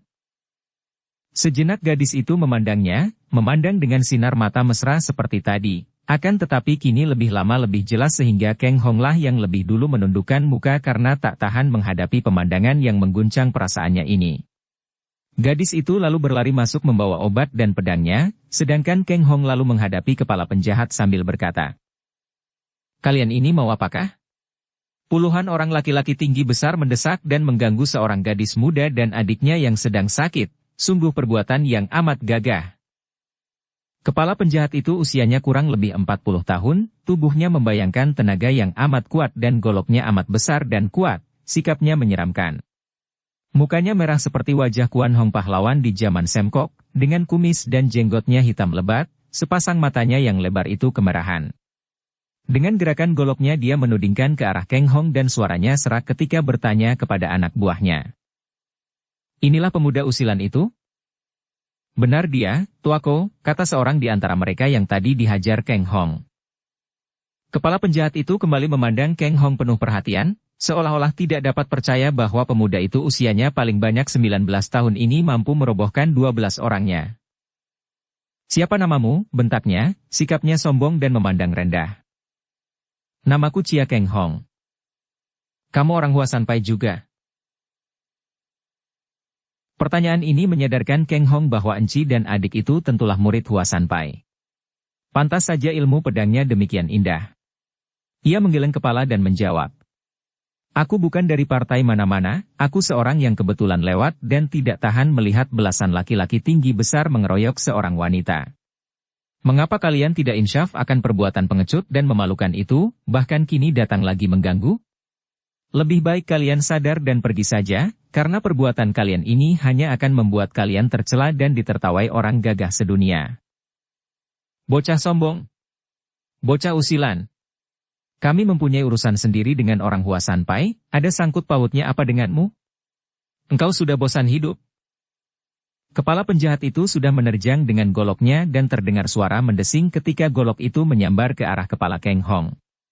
Pemuda ini belum sempurna mempelajari ilmu silat dan yang sudah dipelajarinya hanyalah 8 jurus ilmu serangan dan ilmu pedang yang belum matang, maka dia kaget dan cepat meloncat mundur. Loncatannya ringan dan cepat sekali, namun gerakannya mengelak kaku. Hal ini dilihat oleh kepala penjahat yang ilmu silatnya lumayan juga, maka sambil berseru keras dia maju lagi menubruk sambil membacokkan goloknya. Namun sekali ini Kang Hong yang maklum akan bahaya yang mengancam dirinya, sudah mendahuluinya dengan pukulan atau dorongan kedua tangannya ke depan. Ia menggunakan telapak tangannya mendorong sambil mengerahkan sinkang. Terdengar penjahat tinggi besar itu menjerit dan roboh terjengkang, muntahkan darah segar, matanya mendelik dan nyawanya melayang di saat itu juga. Melihat robohnya pemimpin mereka, orang-orang kasar itu menjadi marah sekali dan sambil berteriak-teriak memaki mereka sudah menerjang maju, mengeroyok Kang Hong dengan senjata mereka. Kang Hong yang belum banyak pengalamannya dalam pertempuran, apalagi kalau dikeroyok 30 orang yang memegang senjata tajam, menjadi bingung sekali.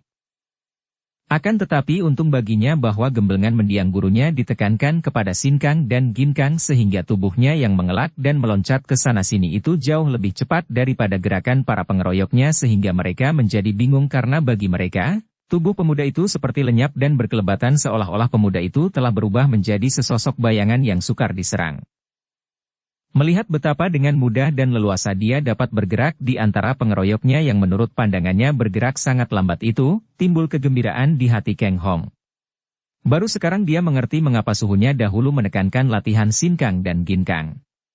Kiranya, waktu yang amat pendek ketika dia belajar dahulu telah diisi dengan dasar daripada syarat utama dalam ilmu silat, yaitu kecepatan gerakan dan kekuatan dalam. Kini, setelah dengan mudah dia dapat menghindarkan semua serangan mengandalkan kecepatan gerakannya, dia mulai balas menyerang dan betapa mudahnya merobohkan mereka itu. Dengan satu kali tamparan, atau tendangan saja dia mampu merobohkan seorang pengeroyok. Kang Hong mengamuk, dan biarpun dipandang oleh mata orang lain dia dikeroyok dan dikepung, namun kenyataannya, seorang demi seorang dari para pengeroyoknya dapat dia robohkan dan makin lama pengeroyokan itu menjadi makin kacau. Tiba-tiba terdengar teriakan-teriakan para pengeroyok yang sudah kehilangan 7 orang teman dirobohkan Kang Hong. Para pengeroyok yang berada di sebelah luar berjatuhan dan dalam sekejap mata saja ada 5 orang roboh. Kang Hong melirik dan pandang matanya yang tajam hanya dapat melihat sinar putih berkelebatan, maka maklumlah dia bahwa ada orang membantunya dengan menggunakan senjata rahasia untuk merobohkan para pengeroyok. Ia menjadi gembira dan kembali 2 orang dapat dia robohkan dengan tamparan kedua tangannya. Para pengeroyok menjadi makin panik dan akhirnya mereka itu melarikan diri pontang-panting, meninggalkan teman-teman yang tewas atau terluka. Dukung channel Novel Silat dengan subscribe, follow, like, komen dan share. Sahabat baik yang telah membantuku, harap suka keluar. Kang Hong berteriak memanggil setelah semua pengeroyoknya pergi. Namun tidak ada jawaban, juga tidak tampak gerakan di balik pohon-pohon. Keadaan sunyi, kecuali suara merintih yang keluar dari mulut mereka yang terluka. Dia telah pergi, In Kong. Kang Hong membalikkan tubuhnya, melihat bahwa Chiang Bi telah berdiri di pintu kuil dengan pandang mata penuh kagum dan bersyukur kepadanya. Gadis itu kini menyebutnya, In Kong, Tuan Penolong. Dia siapa, Nona? Entahlah, akan tetapi aku melihat berkelebatnya bayangan seorang wanita berpakaian putih di balik pohon sana. Dia membantumu dengan cara bersembunyi, tentu kini telah pergi. Tentu In Kong mengenal dia. Berdebar jantung Kang Hong. Gadis baju putih yang lihai? Siapa lagi kalau bukan Biao Eng? Ia menghampiri 5 orang pengeroyok yang tadi roboh dan melihat bahwa mereka ini telah tewas. Pelipis mereka remuk oleh bola-bola putih berduri yang dia kenal sebagai senjata rahasia Biao Eng. Ah, kembali gadis itu telah menolongnya. Akan tetapi mengapa menolong sambil bersembunyi? Mengapa tidak menemuinya? In Kong tentu mengenal gadis yang lihai itu, bukan? Kang Hong mengangguk, kemudian bertanya. Bagaimana dengan adikmu? Gadis itu memandang penuh terima kasih. Berkat pertolonganmu, adikku telah turun panasnya. Berkat pertolonganmu, kami kakak beradik masih dapat bernapas sampai saat ini. Tidak tahu bagaimana kami akan dapat membalas budimu yang besar. Tiba-tiba gadis itu menjatuhkan diri berlutut. Sekali meloncat, Kang Hong sudah tiba di depan gadis itu, memegang pundaknya dan mengangkatnya bangun. Darahnya berdesir ketika dia menyentuh kedua pundak itu. Dari luar baju dia dapat merasakan halusnya kulit pundak itu. Cepat dia melepaskan kedua tangannya setelah Chiang Bi bangkit berdiri. Sejenak mereka berpandangan dan dari sepasang mata yang indah itu bersinar kemesraan yang membuat bulu tengkuk Kang Hong berdiri dan jantungnya berdebar keras. Jangan memberi penghormatan secara berlebihan, Nona. Sudah kukatakan bahwa semua yang kulakukan bukanlah pertolongan melainkan kewajiban. Sekarang kita harus cepat pergi dari sini. Tempat ini amat tidak baik dan tidak enak untuk tinggal di sini. Ia memandang ke arah mayat-mayat dan orang-orang terluka. Mari kita mencari tempat lain untuk merawat adikmu sampai sembuh. Chiang Bi mengangguk dan Kang Hong lalu memasuki kuil. Sim Lai Sek, pemuda remaja berusia 16 tahun itu, sudah turun demamnya dan hanya masih lemah. Ia tersenyum dan wajahnya yang pucat itu menyinarkan kekaguman ketika dia memandang Kang Hong. Engkau hebat dan baik sekali, Tai Hiap, katanya lemah. Kang Hong tak menjawab, hanya membungkuk dan memondongnya sambil berkata. Kita harus pergi dan mencari tempat lain. Pemuda itu kelihatan sungkan. Aku dapat berjalan sendiri, Tai Hiap. Engkau masih lemah dan kita perlu melakukan perjalanan cepat pergi dari tempat ini, kata Kang Hong yang segera lari dari kuil itu, diikuti oleh Chiang Bi. Mereka berlari terus keluar dari hutan itu tanpa bercakap-cakap. Chiang Bi selalu tersenyum dan kadang-kadang melontarkan kerling penuh kagum dan bersyukur ke arah pemuda yang memondong adiknya. Kang Hong berlari sambil melamun karena pikirannya penuh dengan bayangan Biao Eng yang dia anggap aneh sekali, menolongnya secara sembunyi-sembunyi dan tidak mau menemuinya. Karena malam tiba, akhirnya mereka terpaksa menghentikan perjalanan. Untung mereka mendapatkan sawah ladang yang luas dan di situ terdapat beberapa buah gubuk kecil, tempat para petani berteduh dan menjaga sawah. Sunyi senyap di tempat itu dan langit amat cerah, biarpun tidak ada bulan malam itu, namun bintang-bintang memenuhi angkasa dan tidak ada bayangan pohon yang menggelapkan tempat itu. Kang Hong merebahkan tubuh Lai Sek dalam sebuah gubuk, kemudian dia pergi untuk mencari bahan makanan untuk mereka, adapun Chiang Bi menjaga adiknya yang masih amat lemah.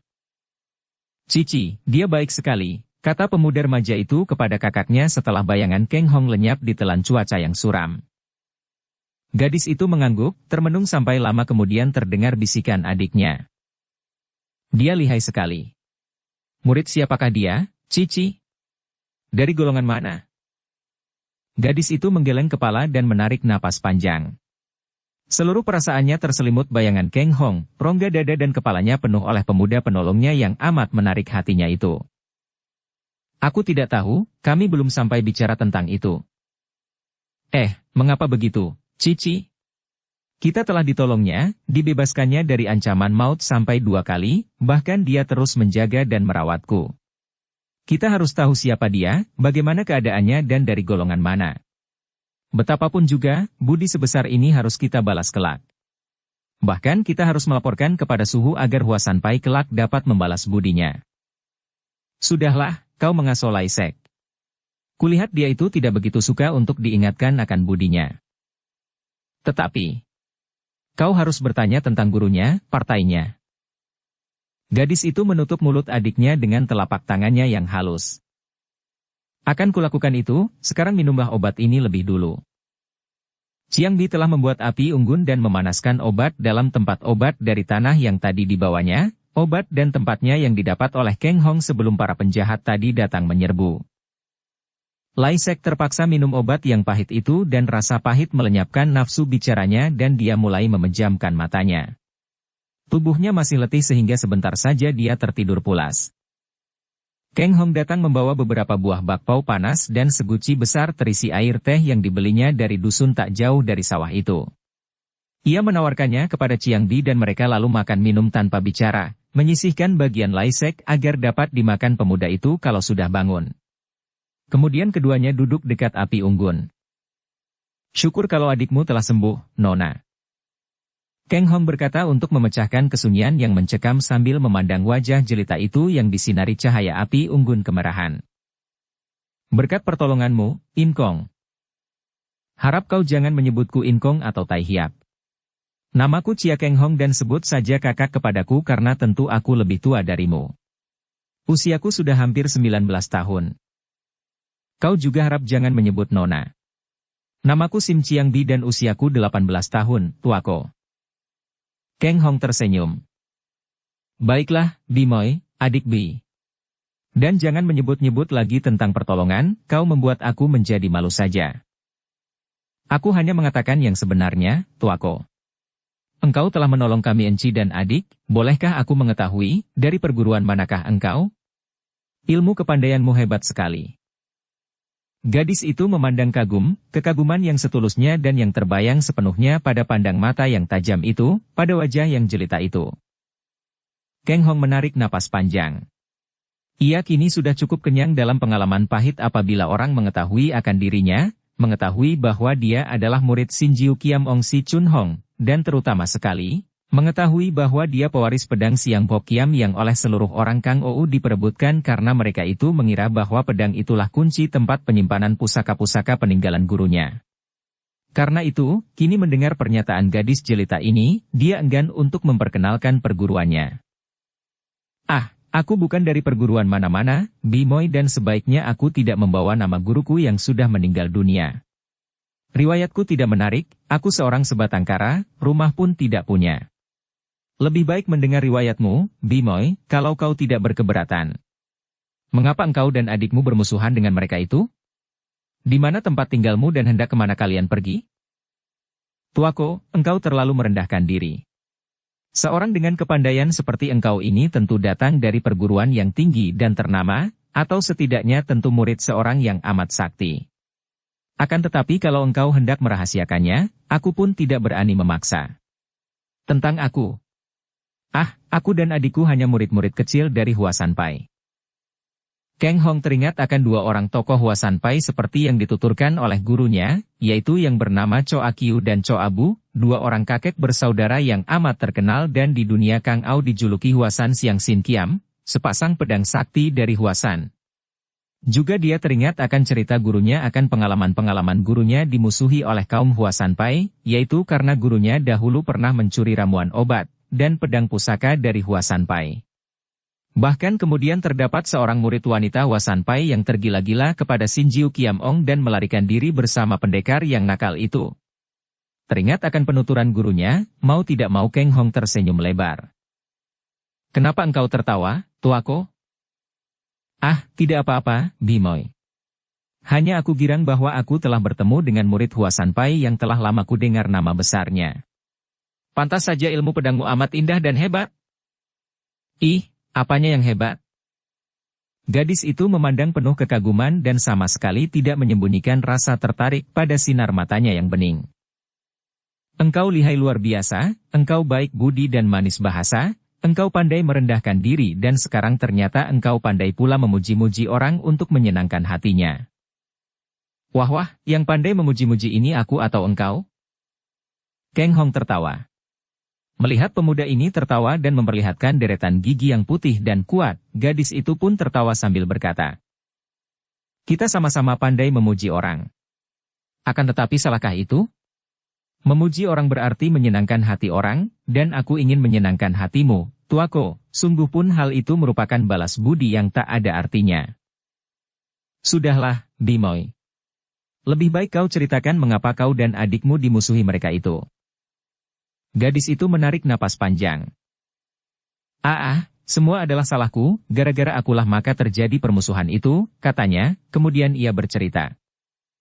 Gadis yang bernama Sim Chiang Bi dan adiknya, Sim Lai Sek ini adalah putra dan putri seorang sastrawan di kota Liokeng yang terkenal karena pandai sekali membuat sajak dan melukis, dikenal dengan sebutan Sim Siu Chai, sastrawan Sim. Karena banyak mengalami kesengsaraan akibat perang dan kerusuhan, di mana kepandaian Bun, sastra, tak dapat melindunginya, Sim Siu Chai lalu membawa kedua anaknya itu ke Hua Sanpai untuk mendidik kedua anaknya dengan ilmu silat. Karena Siu Chai ini berpendapat bahwa dalam zaman perang dan kerusuhan itu ilmu silat lebih berguna daripada ilmu sastra. Dengan demikian, Chiang Bi yang ketika itu berusia 13 tahun sedangkan Lai Sek berusia 11 tahun menjadi murid-murid Hua Sanpai. Selama 5 tahun mereka berdua belajar ilmu silat.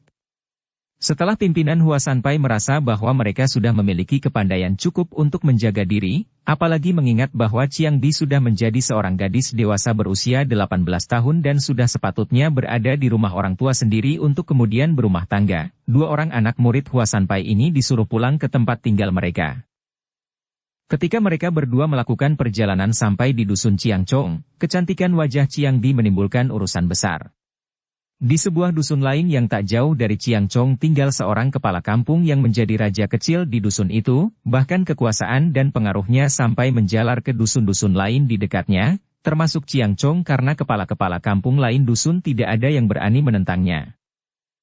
Kepala dusun ini bernama Bong Chong Chu, Lurah Bong, dan mempunyai seorang putra tunggal bernama Bong Chit yang terkenal jahat, mata keranjang dan suka membawa kehendak sendiri mengandalkan kedudukan ayahnya dan mengandalkan kekuatan pasukan tukang pukulnya yang terdiri dari buaya-buaya darat yang pandai ilmu silat. Ketika Bong Chit mendengar akan kecantikan seorang gadis bersama adiknya yang memasuki dusun itu, segera bersama anak buahnya Bong Chit mengejar ke Chiang Chong, menemui gadis cantik itu dan menggodanya dengan ucapan-ucapan yang tidak sopan. Tentu saja Chiang Bi dan adiknya menjadi marah dan menghajar para tukang pukul itu sehingga mereka bersama majikan muda mereka lari tunggang langgang. Akan tetapi, tidak lama kemudian datang lagi pasukan tukang pukul yang lebih banyak jumlahnya, lalu mengeroyok Chiang Bi dan adiknya. Pasukan tukang pukul ini ternyata cukup kuat sehingga hampir saja Chiang Bi dan adiknya celaka kalau saja tidak muncul Kang Hong yang menghajar mereka. Demikianlah, tuaku.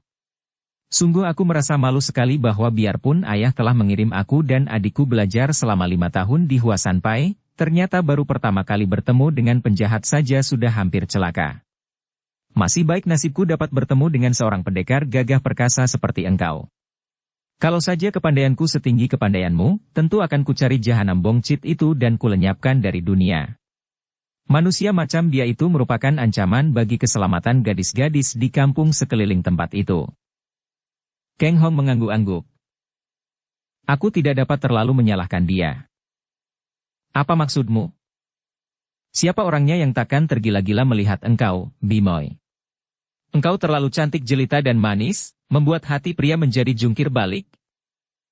Tiba-tiba wajah yang cantik itu menjadi merah sekali, bibir yang mungil itu tersenyum ditahan, matanya mengerling malu-malu. Ih, engkau juga. Mata keranjang dan kurang ajar. Sukar dipercaya. Kang Hong tertawa lirih dan menggeleng-geleng kepalanya, pandang matanya secara jujur menatap wajah itu dengan kekaguman. Apakah artinya mata keranjang, Bimoy? Menurut mendiang suhu, wanita itu seperti bunga yang indah. Wanita mana yang tidak selalu berusaha untuk mempercantik diri? Untuk apa semua usaha itu? Tentu agar kelihatan cantik dan menimbulkan rasa kagum di hati pria.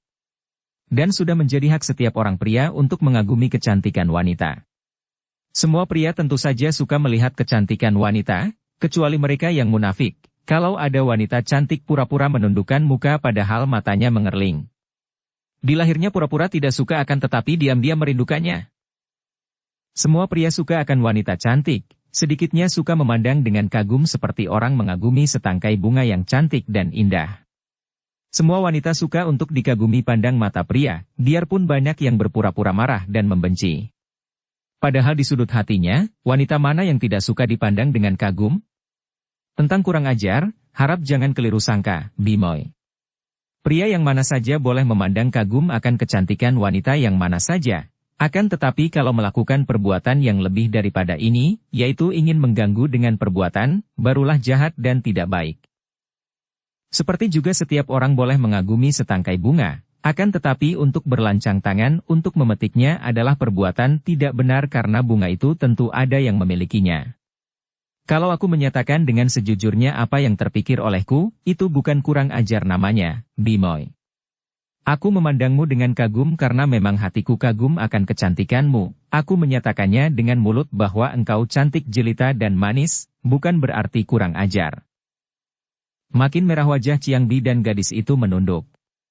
Akan tetapi ia tidak marah, bahkan jantungnya berdebar karena girang. Memang tepat sekali ucapan yang didengarnya. Dia suka akan pujian mengenai kecantikannya, apalagi kalau pujian itu keluar dari mulut seorang pemuda yang dikaguminya. Kalau dia sampai bermusuh dengan Bong Chit adalah karena pemuda Shibong itu mengeluarkan kata-kata kotor dan kemudian hendak menangkapnya. Kau terlalu jujur dan belak-belakan, Puako, akhirnya dengan lirih Chiang Bi berkata. Kau membikin aku menjadi malu. Keng Hong tertawa dan memandang wajah yang ayu itu.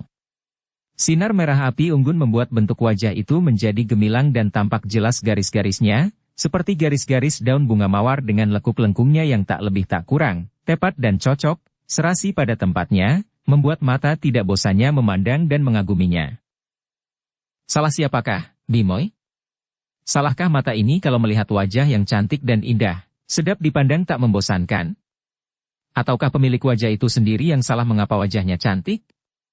Kalau salah mataku, biarlah mulai sekarang aku akan meremkan mata kalau bicara dan berhadapan denganmu agar aku jangan dapat melihat wajahmu. Sebaliknya, kalau salah wajahmu mengapa begitu cantik, biarlah mulai sekarang kau menutupi wajahmu dengan sapu tangan atau dengan kedok yang buruk agar mataku tidak dapat mengagumimu. Bagaimana? Gadis itu tersenyum lebar, menekan diri agar tidak tertawa terkekeh, dan pandang matanya bersinar-sinar ditujukan kepada wajah pemuda yang makin menarik hatinya itu. Pemuda yang perkasa, yang telah menyelamatkan nyawanya dan nyawa adiknya, yang ramah tamah, yang telah melepas budi namun selalu merendahkan diri, yang amat tampan dan memiliki sepasang mata yang seolah-olah dapat menembus dadanya dan menjenguk isi hatinya, yang kini bahkan memuji-mujinya dengan kata-kata merayu-rayunya. Wah! Hongko, engkau benar-benar pandai merayu hati. Hongko, apakah sesungguhnya kah? Kau menganggap aku cantik dan apakah engkau suka kepadaku? Gadis itu memberanikan diri mengeluarkan pertanyaan ini yang keluar dari lubuk hatinya, dan dia diberanikan oleh sikap dan kata-kata Keng Hong yang selalu terbuka dan jujur belak-belakan itu. Keng Hong tersenyum lebar. Pria yang manakah di dunia ini yang tidak akan merayu wanita cantik seperti seekor kumbang menari-nari dan menyanyi di atas setangkai bunga? Kaum cendekiawan, kaum sastrawan selalu merayu segala keindahan dengan kata-kata indah yang dirangkai dalam bentuk sajak-sajak sehingga terciptalah sajak-sajak abadi yang menyanjung keindahan bunga dan kecantikan wanita. Tentu saja aku merayumu dengan kata-kata indah sedapatku, Bimoy, karena memang engkau cantik dan patut menerima rayuan dan sanjungan pria yang manapun juga di dunia ini. Kau bertanya apakah aku suka kepadamu? Aduh, Bimoy, perlukah ditanya lagi? Tiada seekor pun kupu-kupu atau kumbang yang tidak suka akan kembang. Tiada seorang pun pria yang tidak suka akan seorang wanita cantik, kecuali kalau pria itu tidak normal atau banci. Gadis itu kembali menekan perutnya karena geli, akan tetapi mulutnya bertanya. Banci? Apakah itu? Manusia atau binatang? Keng Hong menggelengkan kepalanya. Semua ucapan yang keluar dari mulutnya tadi hanyalah tiruan saja dari ucapan suhunya dan dia sendiri pun tidak tahu apa itu yang disebut banci. Maka dia pun hanya mencontoh jawaban suhunya ketika dia bertanya tentang banci. Banci itu bisa manusia bisa binatang, akan tetapi yang pasti dia itu bukan pria dan bukan pula wanita, atau boleh juga disebut bahwa dia itu dapat menjadi pria maupun wanita. Aku menjadi bingung. Bagaimana sih jelasnya? Jelasnya. Aku sendiri pun tidak tahu karena selama hidupku belum pernah aku bertemu dengan seorang banci. Engkau belum menjawab pertanyaanku, Hongko, apakah engkau suka kepadaku? Sudah kukatakan tadi, mana ada kumbang tidak suka akan kembang. Engkau bukan kumbang. Hanya kiasan, Bimoy, kumpamakan diriku seekor kumbang dan engkau setangkai kembang. Kumbang takkan pernah jemu untuk berdendang memuji kecantikan kembang, takkan jemu-jemu membelai dan menciumnya. Wajah Ciangbi menjadi makin merah, kepalanya menunduk, jantung berdebar keras dan jari-jari tangannya menggigil. Kang Hong yang melihat jari tangannya menggigil itu, jari-jari tangan yang kecil dan bentuknya meruncing, dengan kuku-kuku jari yang halus bersih terpelihara, tanpa disadarinya telah menggeser duduknya mendekat, kemudian dengan hati-hati dia memegang tangan itu.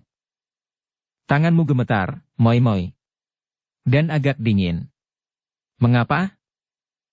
Memang ada getaran keluar dari tangan Ciangbi, getaran sebagai akibat denyut jantungnya, juga akibat perasaannya. Dia merasa berbahagia, terharu dan juga takut. Semua perasaan ini bergelut dengan rasa suka di hatinya, mendatangkan kemesraan sehingga tanpa disadarinya pula jari tangannya membalas sentuhan pemuda itu dan jari-jari tangan mereka saling meremas. Hongko, kalau kau menjadi kumbangnya, aku suka menjadi kembangnya. Suara Ciangbi juga gemetar, napasnya agak terengah karena hatinya berguncang.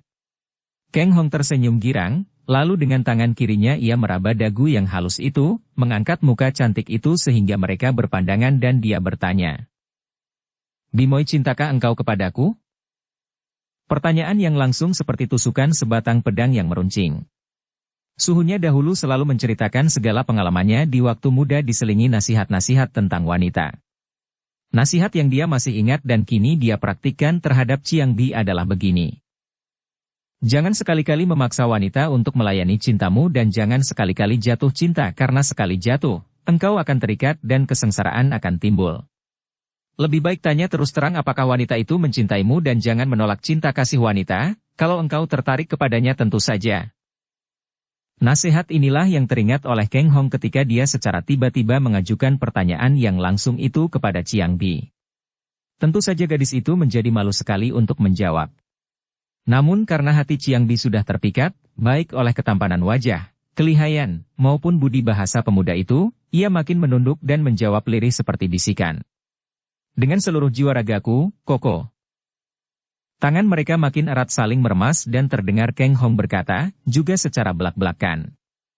Juga masih mencintaku biarpun aku kelak tak mungkin kelak menjadi suamimu?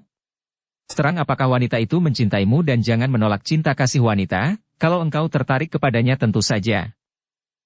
Ciangbi mengangkat mukanya menandang, wajahnya menjadi pucat, akan tetapi kemudian menjadi merah kembali dan ia menjawab. Apa kau kira sikapku ini merupakan perangkap untuk menjebak seorang calon suami?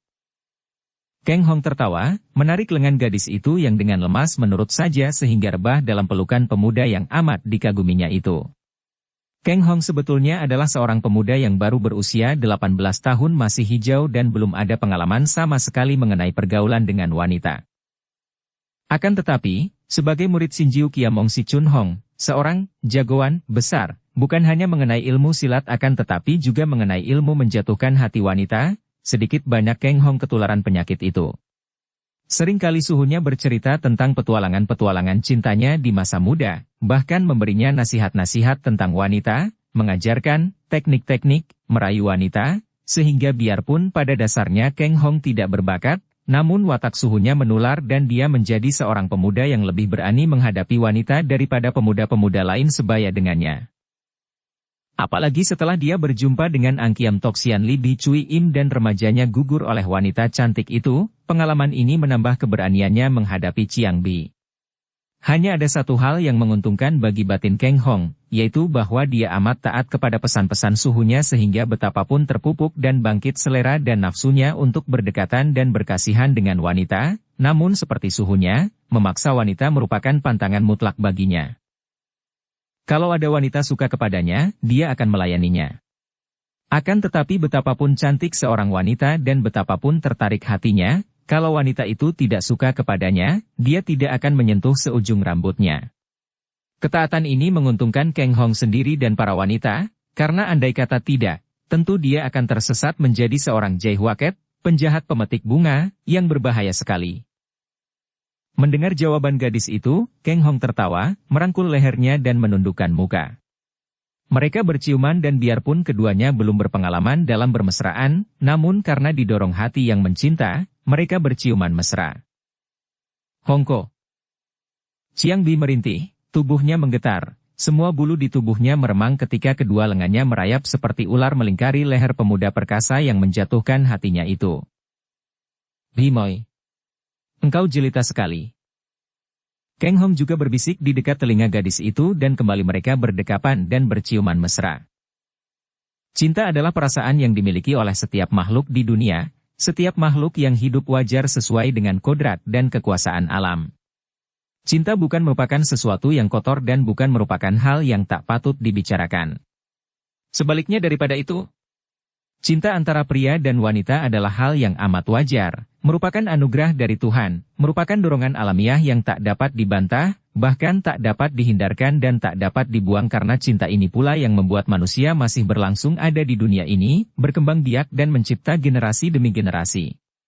Karenanya, cinta adalah bersih dan murni, tidak kotor dan bukannya tidak patut dibicarakan, bahkan seharusnya dibicarakan agar tidak disalahgunakan. Biarpun cinta antara lawan kelamin merupakan kodrat dan dimiliki oleh setiap makhluk, dari yang terkecil sampai yang terbesar, namun karena manusia adalah makhluk yang berakhlak dan berakal budi, maka tidaklah dapat disamakan dengan makhluk lain yang dalam hal cinta kasih semata-mata menurut dorongan kodrat belaka. Cinta antara pria dan wanita diciptakan oleh kodrat dan pembawaan yang sudah ada pada setiap makhluk yaitu daya tarik yang ada di antara lawan kelamin. Tanpa diberitahu, tanpa membaca buku, jika masanya sudah tiba sesuai dengan usianya, seorang pemuda akan tertarik melihat seorang pemudi, dan sebaliknya. Rasa tertarik ini menimbulkan suka yang disebut cinta, kasih atau asmara. Tidak berhenti sampai di situ saja. Cinta antara pria dan wanita yang normal diikuti oleh bangkitnya nafsu berahi yang wajar, diikuti pula oleh hubungan kelamin yang juga sudah wajar. Segala macam makhluk di dunia ini, kecuali manusia, akan melakukan hal ini, yaitu saling tertarik dan saling mendekati, menurut nafsu berahi melakukan hubungan kelamin. Adakah seorang pun dapat mengatakan bahwa perkembangan dan perbuatan itu kotor dan tidak patut? Sama sekali tidak. Akan tetapi, sekali lagi ditekankan bahwa manusia bukanlah sembarangan makhluk.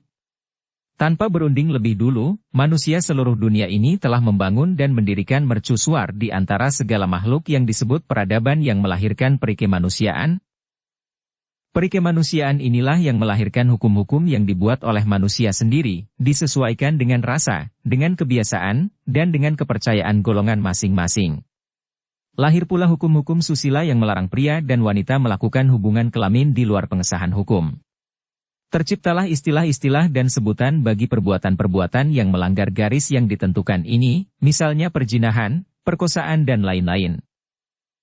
Cintanya itu sendiri, nafsu berahinya itu sendiri, dan hubungan kelamin itu sendiri tetap bersih dan murni, bukanlah hal yang tidak patut. Hanya perbuatan melanggar garis hukum itulah yang tidak patut, karena sudah tahu ada garis tetap dilanggar sehingga tentu saja menimbulkan pertentangan-pertentangan. Bersambung ke bab 7. Dukung kami dengan subscribe, follow, like, komen dan share. Terima kasih.